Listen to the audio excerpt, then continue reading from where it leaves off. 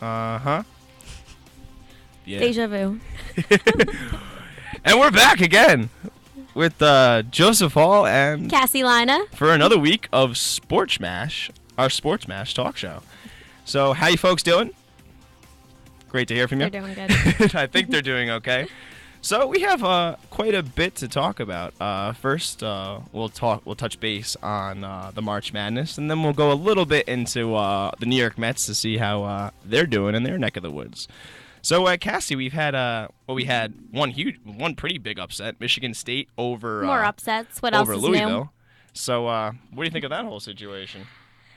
That was a crazy game, and Michigan State is a hot team right now. Yeah. They're the team, they're coming to be a team to beat, and they're proving their dominance against everyone. I mean, clearly, they just beat Louisville, who's a huge team. They've been a huge team for years now in the March Madness. Yep, and they've been in the the Elite Eight the past 3 or 4 years. Yeah. I'm pretty sure. And now they're out because of a number 7 Michigan State team. Unfortunately. But honestly, you watch out. Michigan State is very hot right now. Even though they're the lowest seed, they're a good team. So Kentucky and Duke, if whoever gets in the end, maybe we'll just watch out. Yep. And then you have Gonzaga, who lost to Duke. Duke crushed them 66-52, a number 1 seed against the number 2. I didn't see this coming. I honestly thought Gonzaga was going to give them in the beginning they did give them a pretty good fight, but in the end Duke kind of ran away with it. But I thought it was going to be right to the wire, at least OT maybe we'd see, but we didn't, so...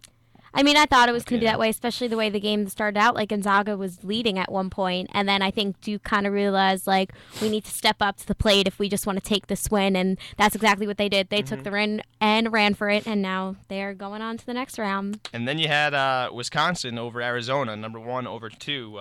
Took them down 85-78 with another good game. I expected it to be, that close, but maybe a little bit closer, but it was still a very good game. Wisconsin is a very good team, and Kentucky has a bit of practice in this week to do if they're gonna beat Wisconsin. So, and then you had Kentucky over number 1 Kentucky over number 3 Notre Dame, 68-66, which was an incredible game. Yeah.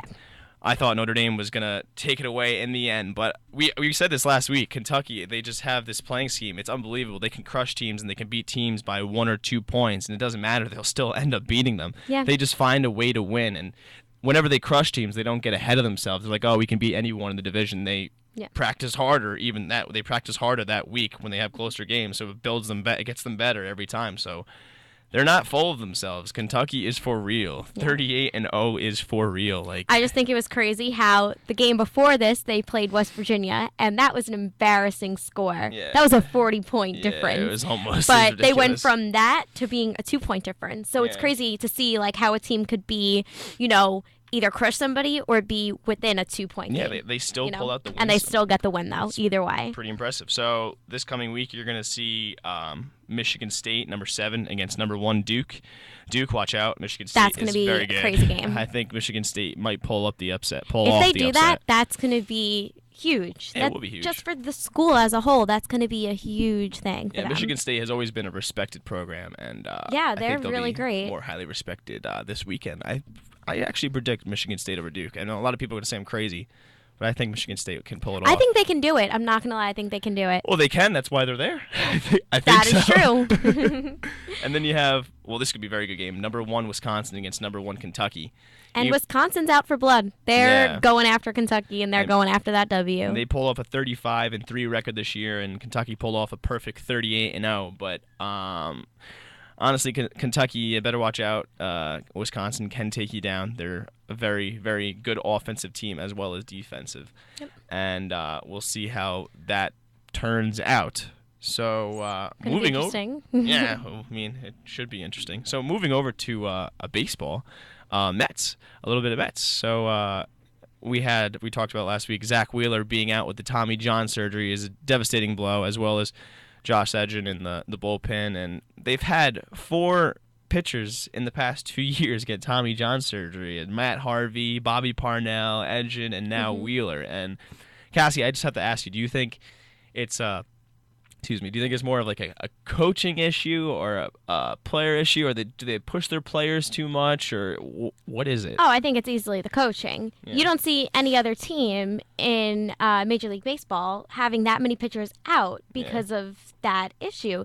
You know, I think whether it's the coaching staff pushing them too much, they don't know when to stop. But clearly, if you have 4 players consistently out within a 2-year time span, that's too obvious for it to just be, oh, that guy, you know, had a weak shoulder or something. It's easily the coaching. And, you know, hopefully this is a wake-up call for them to realize that they need to, I understand you want to push your players to be the best they can, but you need to keep them healthy. Yep. And I think they really need to start realizing that if they want to have a great team last the entire season. Yep. And it's going to be interesting to see how Matt Harvey turns out. I mean, he's been phenomenal this spring, as well as Montero. Montero's been not a huge surprise, but he's been a lot better than people expected, and he's playing very well right now, as well as DeGrom.